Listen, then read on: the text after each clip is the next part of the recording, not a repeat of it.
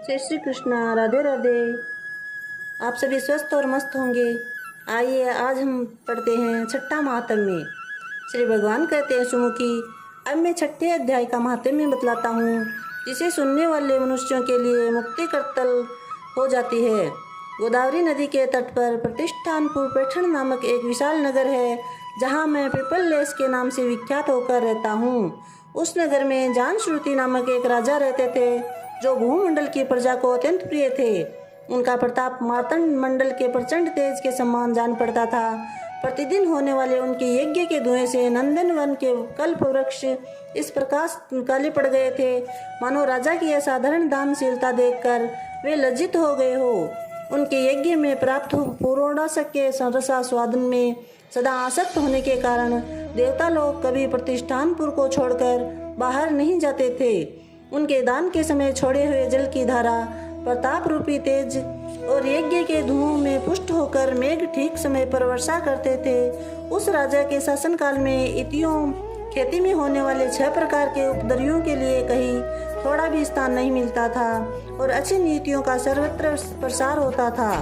वे बावली, कुएं, पोखरे खुदवाने के बहाने मानो प्रतिदिन पृथ्वी के भीतर की निधियों का अवलोकन करते थे। एक समय राजा के दान, तप, यज्ञ और प्रजापालन से संतुष्ट होकर स्वर्ग के देवता उन्हें वर देने के लिए आए।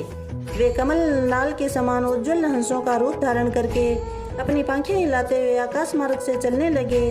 बड़ी उतावली के साथ उड़ते हुए वे सभी हंस परस्पर बातचीत करते थे। उनमें से भद्राश आदि 2-3 हंस बड़ी वेग से उड़कर आगे निकल गए। तब पीछे वाले हंसों ने आगे जाने वालों को संबोधित करके कहा, अरे भाई भद्राश्व, तुम लोग वेग से चलकर आगे क्यों गए हो?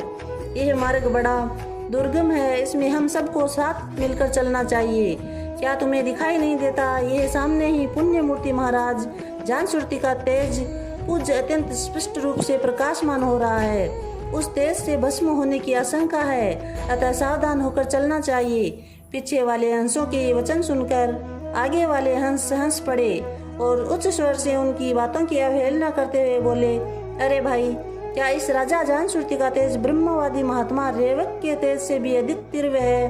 हंसों की ये बातें सुनकर राजा जानश्रुति अपने ऊंचे महल की छत से उतर गए और सुखपूर्वक आसन पर विराजमान होकर अपने सारथी को बुलाकर बोले, जाओ महात्मा रेवक को यहाँ लेकर आओ।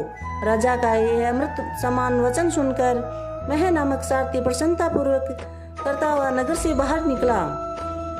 सबसे पहले उसने मुक्तिदायिनी काशीपुरी की यात्रा की, जहाँ जगत के स्वामी भगवान विश्वनाथ मनुष्यों को उपदेश दिया करते हैं। उसके बाद वह गया क्षेत्र में पहुंचा, जहाँ प्रफुल्ल नेत्रों वाले भगवान गदाधर संपूर्ण लोगों का उद्धार करने के लिए निवास करते हैं। तदंतर नाना तीर्थों में भ्रमण करता हुआ सारथी पाप नाशिनी मथुरापुरी में गया।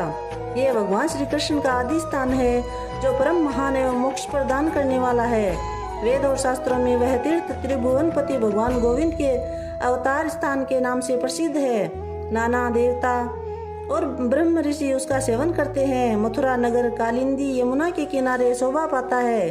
उसकी आकृति अर्धचंद्र के समान प्रतीत होती है। वह सब तीर्थों के निवास से परिपूर्ण है। परम आनंद प्रदान करने के कारण सुंदर प्रतीत होता है। गोवर्धन पर्वत के होने से मथुरा मंडल की शोभा और भी बढ़ गई है। वह पवित्र वृक्षों और लताओं से आवृत है। उसमें 12 वन है। वह परम पुण्यमय तथा सबको विश्राम देने वाले श्रुतियों के सारभूत भगवान श्री कृष्ण की आधार भूमि है। तत्पश्चात मथुरा से पश्चिम और उत्तर दिशा की ओर बहुत दूर तक जाने पर सारथी को काश्मीर नामक नगर दिखाई दिया, जहाँ शंख के समान उज्जवल गगनचुंबी महलों की पक्तियां भगवान शंकर के अट्टहास की भांति शोभा पाती है।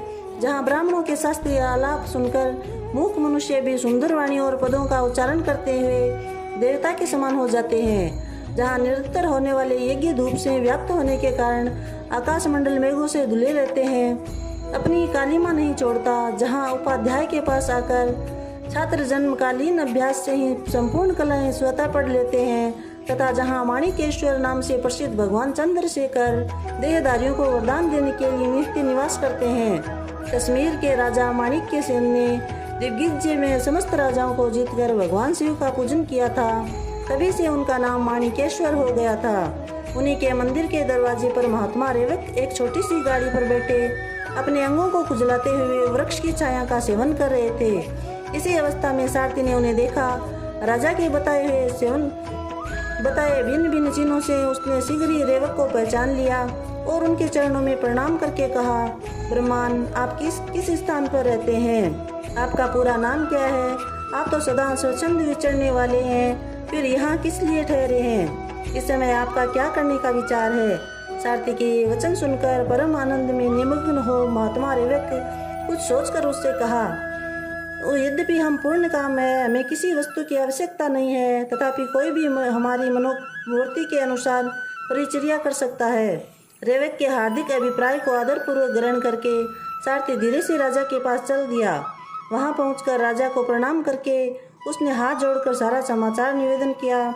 उस समय स्वामी के दर्शन से उसके मन में बड़ी प्रसन्नता थी। सारथी के वचन सुनकर राजा के नेत्र आश्चर्य से चकित हो उठे। उनके हृदय में रेवक का सत्कार करने की श्रद्धा जागृत हुई। उन्होंने 2 खच्चरियों से जुटी हुई एक गाड़ी लेकर यात्रा की, साथ ही मोती के हार, अच्छे वस्त्र और एक शस्त्र गोएं भी ले ली।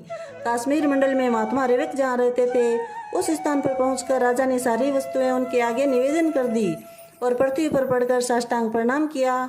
महात्मा रेवक अत्यंत भक्ति के साथ चरणों में पड़े हुए राजा जानश्रुति को कुपित होकर हो उठे और बोले, अरे शूद्र, तू दुष्ट राजा है, क्या तू मेरा वृतांत नहीं जानता? ये खच्चरियों से भरी हुई अपनी ऊंची गाड़ी ले जा, ये वस्त्र, ये मोतियों के हार और ये दूध देने वाली गोएं भी स्वयं ही ले जा।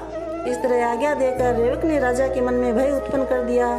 तब राजा ने सांप के भय से महात्मा रेवक के दोनों चरण पकड़ लिए और भक्तिपूर्वक कहा, ब्रह्मान, मुझ पर प्रसन्न होइए। भगवान, आप में ये अद्भुत महात्म्य कैसे आया?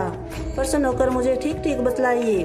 रेवक ने कहा, राजन, मैं प्रतिदिन गीता के 6ठे अध्याय का जाप करता हूँ। इसी से मेरी तेजो राशि देवताओं के लिए भी दुसह है। तदंतर परम बुद्धिमान राजा जानश्रुति ने यत्न पूर्वक महात्मा रेवक से गीता के 6ठे अध्याय का अभ्यास किया। इससे उन्हें मोक्ष की प्राप्ति हुई। इधर रेवक भी भगवान माणिकेश्वर के समीप मोक्षदायी गीता के 6ठे अध्याय का जप करते हुए सुख से रहने लगे। हंस का रूप धारण करके वरदान देने के लिए आए हुए देवता भी विस्मित होकर स्वेच्छा अनुसार चले गए। जो मनुष्य सदा एक ही अध्याय का जप करता है वह भी भगवान विष्णु के ही स्वरूप को प्राप्त होता है, इसमें तनिक भी संदेह नहीं है। बोली श्री कृष्ण चंद्र भगवान की जय। जय श्री कृष्ण। राधे।